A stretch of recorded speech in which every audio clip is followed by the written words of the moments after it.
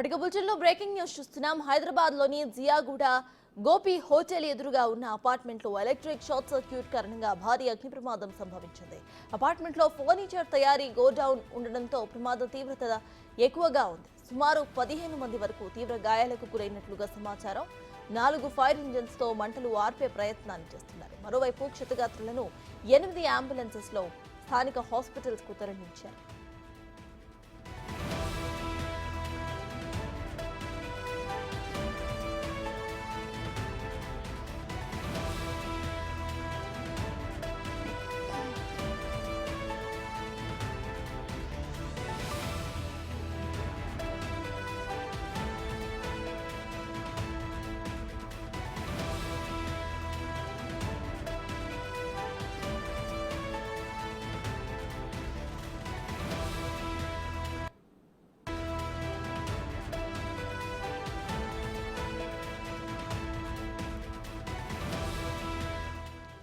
హైదరాబాద్లోని జియాగూడ గోపి హోటల్ ఎదురుగా ఉన్న అపార్ట్మెంట్లో ఎలక్ట్రిక్ షార్ట్ సర్క్యూట్ కారణంగా భారీ అగ్ని ప్రమాదం జరిగింది. అపార్ట్మెంట్లో ఫర్నిచర్ తయారీ చేసే గోడౌన్ ఉండడంతో ప్రమాద తీవ్రత ఎక్కువగా ఉంది. సుమారు 15 మంది వరకు తీవ్ర గాయాలకు గురైనట్లుగా సమాచారం.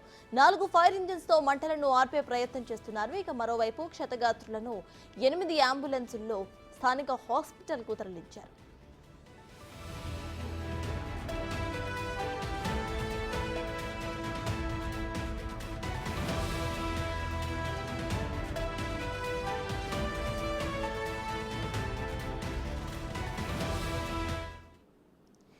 అదే విషయంపై పూర్తి డీటెయిల్స్ మా ప్రతినిధి రాణా అందిస్తారు. రాణా, చెప్పండి, ప్రెసెంట్ అక్కడ అప్డేట్స్ ఏంటి? మంటలు అదుపులోకి వచ్చాయా?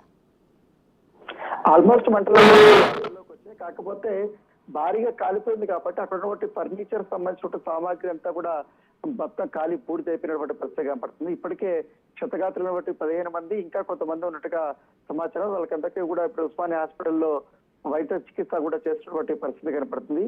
ఎందుకంటే నైట్ లో వీళ్ళందరూ కూడా డ్యూటీలు చేస్తున్నారు. ఫర్నిచర్ కొన్ని కొత్తవి రెడీ చేస్తున్నారు, కొన్ని పాతవి కూడా రిపేర్ చేస్తున్న సమయంలో షార్ట్ సర్క్యూట్ కారణంగా ఒక్కసారిగా కూడా లోపల ఉన్నటువంటి అన్ని కేబుల్స్ అన్ని కాలిపోయాయి.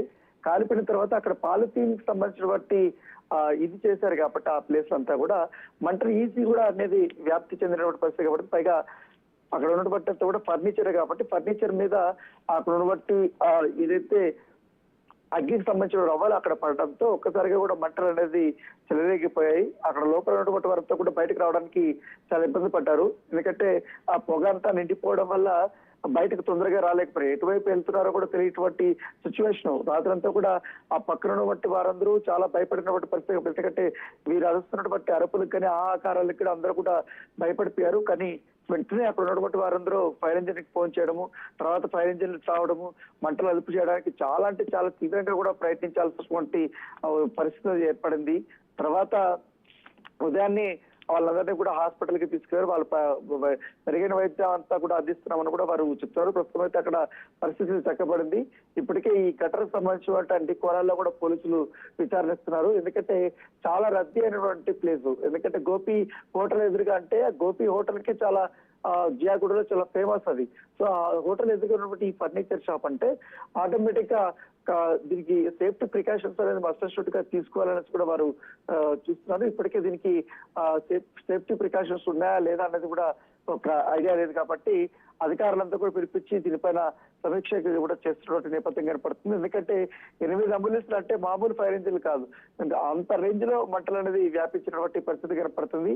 సో ఇప్పుడైతే 4 ఇంజన్లతో ఇంకా లోపల కొంతవరకు మంటలు అనేది ఉన్నాయి, పొగ అనేది వస్తున్నది, చాలా వరకు దగ్ధం అయిపోయింది కాబట్టి అక్కడ ఉన్నటువంటి ఫర్నిచర్ అంతా కూడా మంటలు ఆర్పడానికి ఇప్పటి వరకు ప్రయత్నిస్తున్నారు. సో ఇంకా 6 గంటల్లో పూర్తి స్థాయి అన్ని మంటలన్నీ అదుపులోకి వస్తాయనేది కూడా అధికారులు చెప్తున్నారు.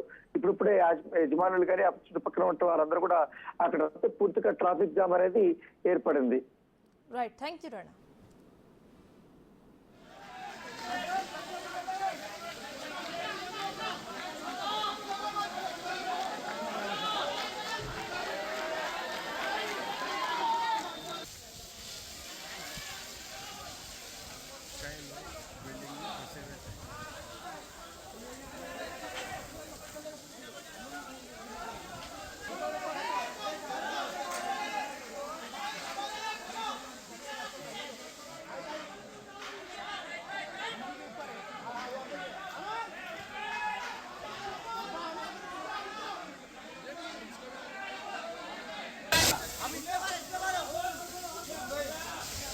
డాట్